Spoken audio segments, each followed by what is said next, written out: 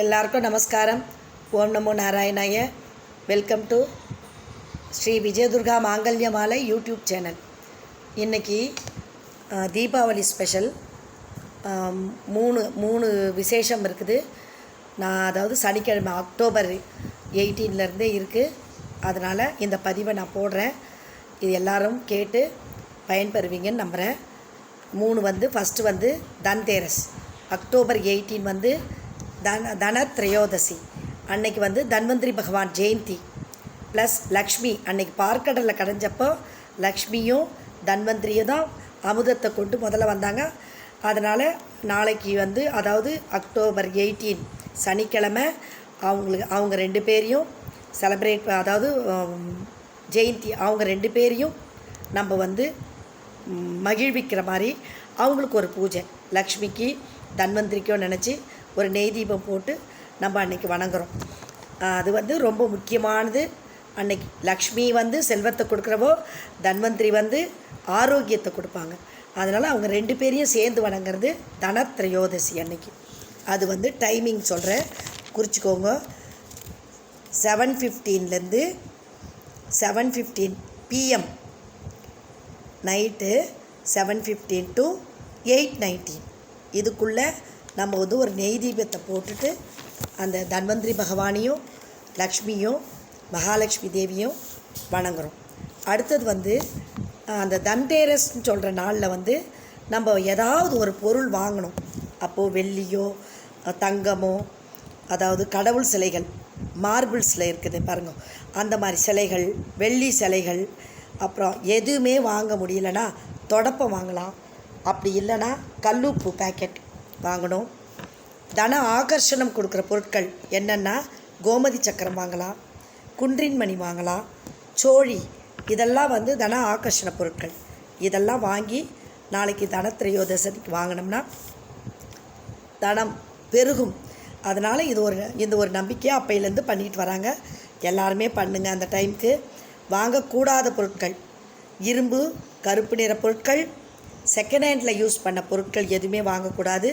கூர்மையான அப்படின்னா ஷார்ப்பாக இருக்கிறது, எக்ஸாம்பிளுக்கு கத்திரி, சிசரு, அந்த மாதிரி கத்தி, இந்த மாதிரியெல்லாம் வாங்கக்கூடாது. கத்தி, சிசரு, கத்திரி, அப்புறம் அருவா, இந்த மாதிரி ஐட்டம்ஸ்லாம் நம்ம வாங்கக்கூடாத பொருட்கள்.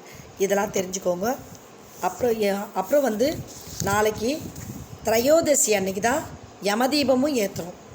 யமதீபத்துக்கு ஒரு சுபமான வழிபாடு அது. யமதீபம் அப்படின்னாலே பயந்துடாதீங்க. அது சனிக்கிழமை தான், அதுவும் சனிக்கிழமை தான் ஏற்றுறோம். அது சனிக்கிழமை டைமிங் யமதீபத்துக்கு 5:48 5:50 to 7:05 வரைக்கும் தான். 5:48 PM to 7:04 அது வரைக்கும் தான் இருக்குது. முதல்ல யமதீபத்தை ஏற்றிடுவோம். அதுக்கப்புறம் போய் அதாவது தன்வந்திரி பூஜையை பண்ணலாம். லக்ஷ்மி தன்தேரஸ்து லக்ஷ்மியும் தன்வந்திரி பகவானையும் ஒரு தீபம் ஏற்றி வழிபடலாம். யமதீபம் எப்படி ஏற்றணுன்னா தெற்கு முகமாக இருக்கணும். ஓப்பன் பிளேஸாக தான் இருக்கணும். கீழே ஏதாவது ஒரு மணை மாதிரி ஏதாவது வச்சுட்டு மண்ணகல் வைங்க. எள் எண்ணெய், அதாவது நல்லெண்ணெய் ஊற்றுங்க. தெற்கு முகமாக அந்த தீபம் பார்த்து இருக்கணும். விளக்கு தீபம் ஏற்றிட்டு ஓம் நம சிவாயா, ஓம் நம சிவாயான்னு ஒரு 5 டைம் சொல்லுங்க. அப்புறம் கீழே இறங்கி வந்துடுங்க. மறுநாள் அந்த அகலை அப்புறப்படுத்திடுவோம். டஸ்ட்பினில் போட்டுடலாம், வீட்டுக்கெல்லாம் கொண்டு வரக்கூடாது, அப்புறப்படுத்துவோம். இதனால் ஒன்றுமே பயம் கிடையாது.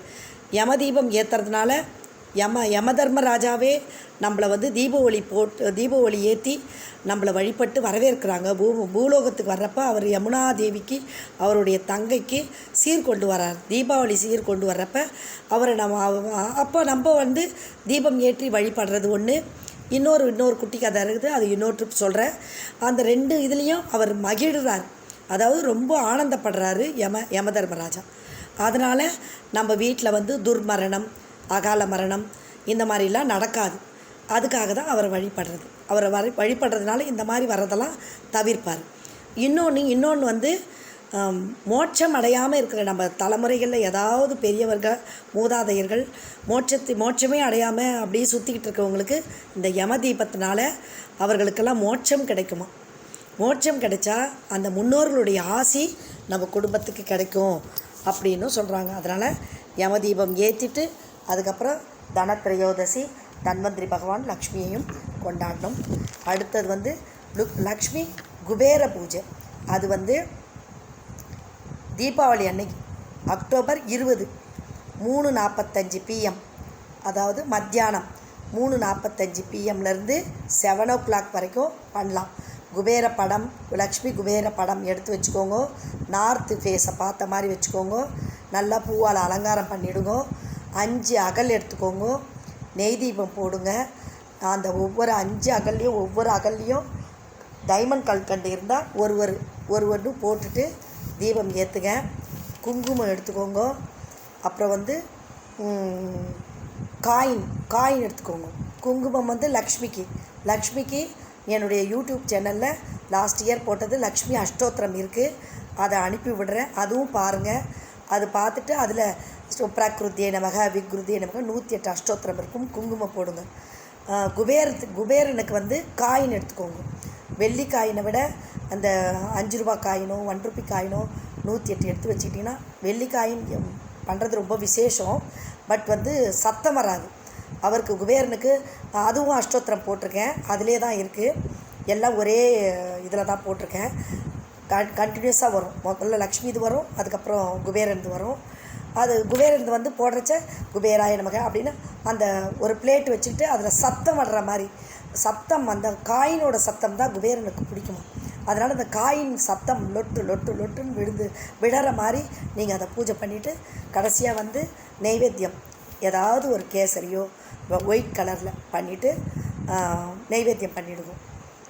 பச்சை கலர் saree ஏதாவது உடுத்திக்கிட்டு பச்சை கலரில் பச்சை நிற ஆடை உடுத்தி குபேர பூஜை பண்ணால் அவ்வளோ நல்லது.